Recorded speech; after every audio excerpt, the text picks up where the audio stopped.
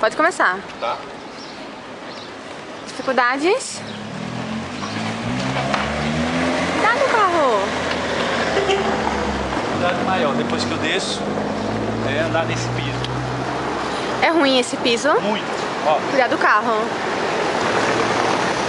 outra coisa, né? Como as calçadas não são adaptadas, Você tem que andar. O risco todo é andar na rua, né? Vou tentar subir uma calçada ali. Então eu tenho que ficar sempre passando por um lado, o outro. Já correu? Você já quase foi assim, tipo, um carro já te freou? Já bateu em mim? Sério? Você já foi quase atropelado, literalmente? Exato. Então veja, ó, a todo momento tem que fazer isso. Aqui eu tenho que fazer esse tipo de manobra, ó, para tentar subir. Isso.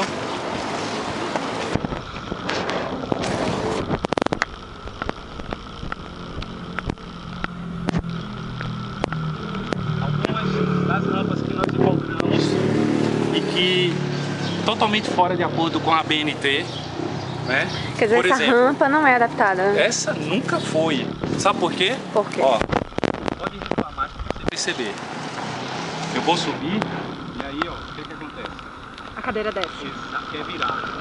Tá vendo? Então você corre o risco de tombar pra trás. Exatamente.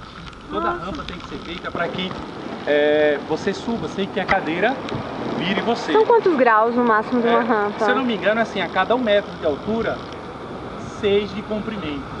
Uhum. Então parece que essa é a medida mais usada. E aqui, ó, todo dia indo para o trabalho, saio de casa, tenho que vir por aqui para não ter que andar pela rua e tentar subir aqui, ó.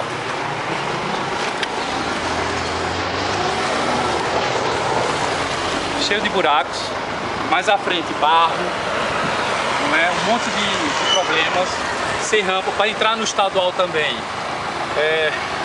você percebe todo um processo que não tem todo um espaço, que na verdade só tem barreiras arquitetônicas, né? Não tem acessibilidade. Você sente Então, falta do banheiro adaptado também? Por exemplo, só uma coisa que para você entender, para vocês entenderem o que eu quero dizer. Eu demoro 10 minutos dali da minha casa para ir para o Colégio Estadual Humberto Mendes. 10 minutos para andar 200 metros. Se fosse todo com acessibilidade, eu demoraria 2 minutos. Isso é bom para refletir realmente. Exatamente. Então, o que é acessibilidade, né? Então, é todo um processo onde eu vou ter... A única diferença, Michele, é que numa sociedade que tem acessibilidade, eu vou ter os mesmos privilégios, os mesmos direitos que todo mundo tem. Então, só vai depender de mim. Numa sociedade onde não existe acessibilidade, não adianta só você só depender de você, porque você vai emperrar nas barreiras arquitetônicas, você vai ficar sem acesso, não é? A shows, a eventos, a mesmo sair de casa. A barreira arquitetônica, ela seria maior do que a própria barreira do preconceito, a barreira social? De você Ainda é. Ser visto como ser diferente, incapaz? Talvez, não sei, pra mim não. Até porque eu consigo já sair de casa e participar e trabalhar. Mas precisa mudar muita coisa. As barreiras arquitetônicas precisam mudar de verdade, uma mudança real. E quando ela acontecer, quando existir acessibilidade de verdade, então eu vou ter os mesmos, as mesmas, como é que eu posso dizer? Os mesmos direitos das outras pessoas de caminharem. Exato. Eu vou ter as mesmas oportunidades. E quando tem barreiras arquitetônicas, eu não consigo ter as mesmas oportunidades. Eu sou impedido de ter acesso ao que você tem acesso. A um banheiro, a uma parte de cima, a um mezanino, não é? A qualquer que seja o espaço que você vai estar. É isso. Você já deixou de ir para locais só pelo fato de não ter acessibilidade? Como? Você já deixou de ir para locais? Já. Você queria muito conhecer, mas Já. pelo fato de falta de acessibilidade, não... Como é que foi a sensação? É difícil, porque você perde, você sai de casa para viver e em função das barreiras arquitetônicas, a tua vida é tolhida, você é podado. Então você quer voar e cortam as tuas asas. Exatamente. Não pode. Desculpa, aqui não é teu lugar. Isso. Por exemplo, eu estou processando uma loja, uma grande rede de lojas, não vou dizer qual é, certo? Porque eu fui pagar um produto, comprei um produto, fui no caixa pagar e a moça disse, olha, o senhor não pode estar aqui, o senhor tem que pagar no caixa que é reservado para as pessoas com deficiência. Isso já não me senti bem. E quando eu fui para o caixa, mas é o que tá, para você ver como as coisas estão acontecendo.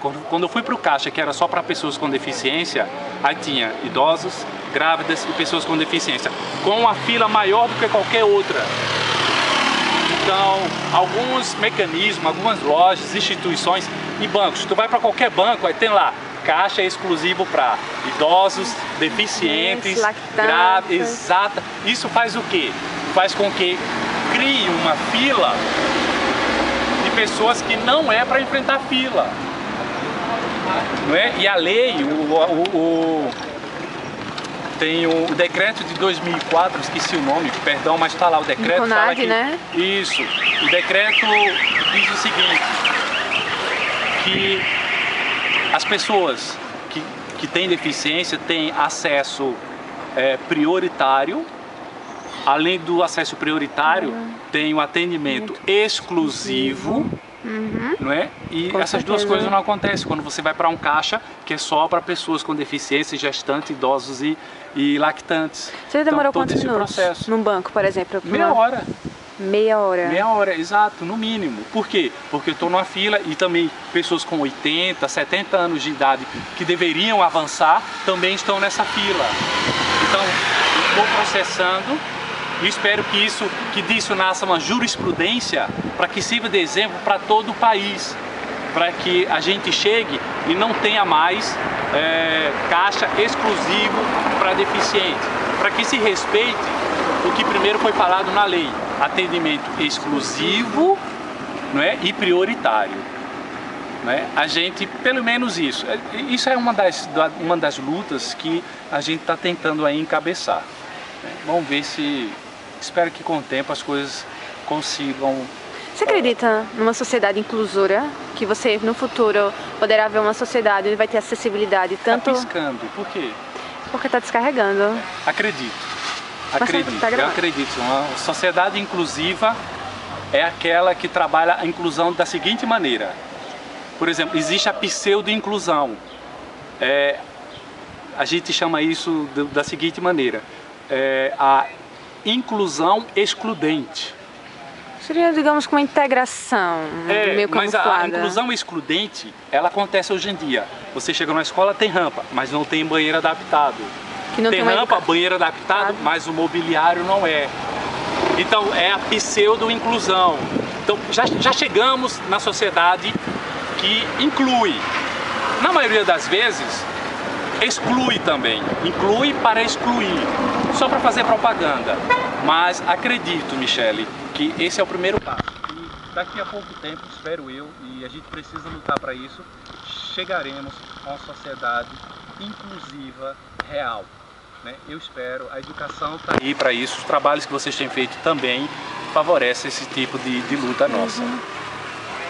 E qual o recado que você deixaria para os governantes? Qual é o recado que você deixaria para as pessoas que governam, que a gente elege com o nosso voto e que passam 4 anos na mesma cadeira, só reclamando, só falando? Boa. E a calçada fica... Pronto, aí o recado, nem vou dar o recado para os políticos, sabe? Vou dar o recado para as pessoas se verem e que elas um dia possam se perceberem como agentes políticos. O problema é nosso, né? Todo esse problema é nosso. É nosso. E se alguma coisa aqui está errada, eu tenho culpa também. Então eu preciso melhorar, eu preciso mudar, eu preciso votar melhor.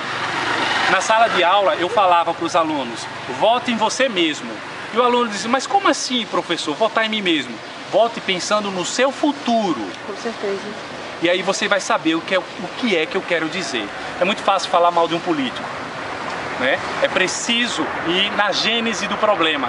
E a gênese, por incrível que pareça, somos nós. Né? Então, mudando a nós mesmos, a gente vai poder mudar as outras coisas. A escolha seria a principal forma de mudança.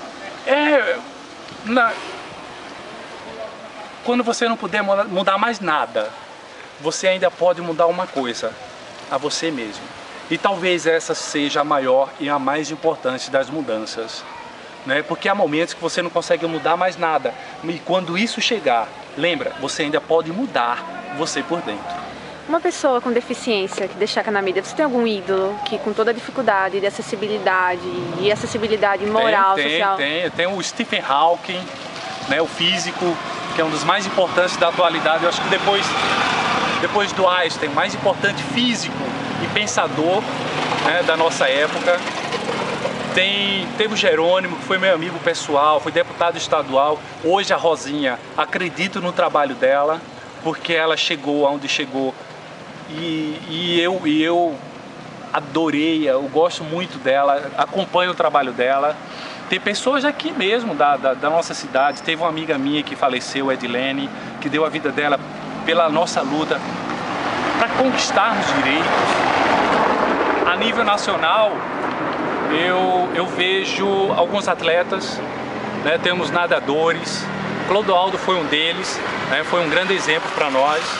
Tem um outro rapaz aí que está ganhando tudo também. Uma amiga minha, que ela é campeã mundial de arremesso de peso, é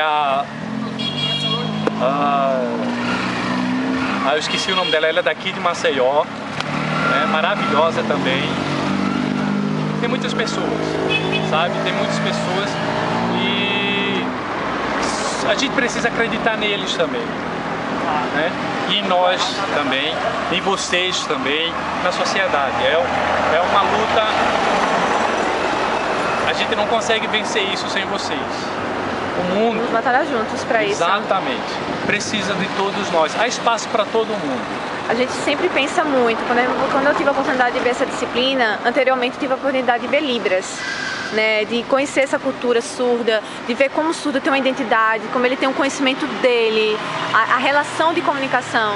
E depois de ver adaptadas, você começa a perceber que existe um outro mundo que vai além da dependência, da tristeza, da incapacidade. Exemplo, o surdo enxerga melhor do que eu, não é? Por exemplo, na verdade eu acho que ele ouve melhor do que nós, porque a gente precisa dos ouvidos para ouvir, ele não.